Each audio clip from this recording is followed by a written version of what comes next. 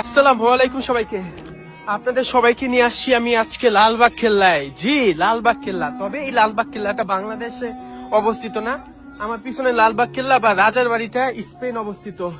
একটা জিনিস আমি আপনাদের শেয়ার করতে চাই।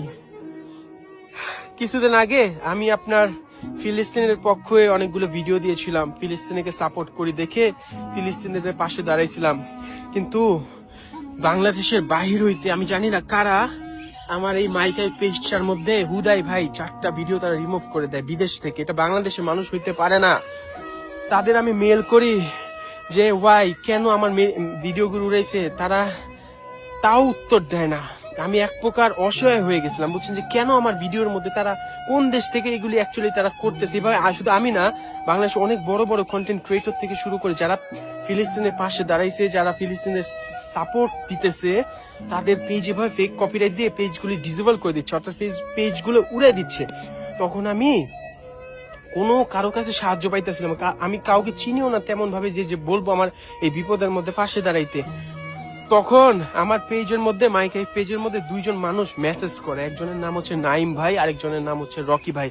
তাদের কাছে আমি বলি, ভাই দেখেন এই ঝামেলার মধ্যে আমি পড়ছি এবং কেউ আমি পাচ্ছি না কাউকে খুঁজে যে আমাকে এই মুহূর্তে সাহায্যটা করবে। তখন এই দুইজন ভাই আমার পেজ সম্পূর্ণ ঠিক করে দেয়, তাও একদিনের মধ্যে।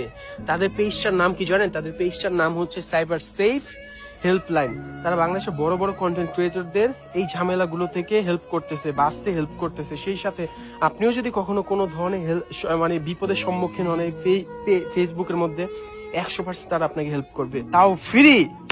ভাই আল্লাহ তাদের বাঁচিয়ে রাখুক। তাদের জন্যই আমরা ফিলিস্তিনিকে সাপোর্ট করতে পারবো আরো সামনে।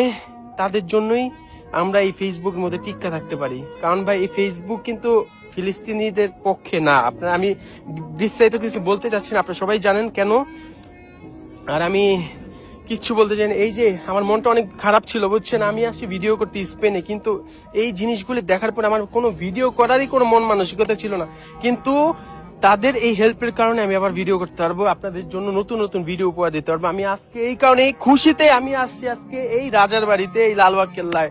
দোয়া করবেন আর অবশ্যই সাইবার সেফ হেল্পলাইন পেজটাকে লাইক ফলো করে রাখবেন। বলা যায় না ভাই, আপনারাও কখনো না কখনো কোনো বিপদের সম্মুখীন হইতে পারেন। ঠিক আছে, আল্লাহ হাফেজ। আমার জন্য দোয়া করবেন আর নাইম ভাই, রকি ভাইদের জন্য দোয়া করবেন। আসসালামু আলাইকুম সবাইকে।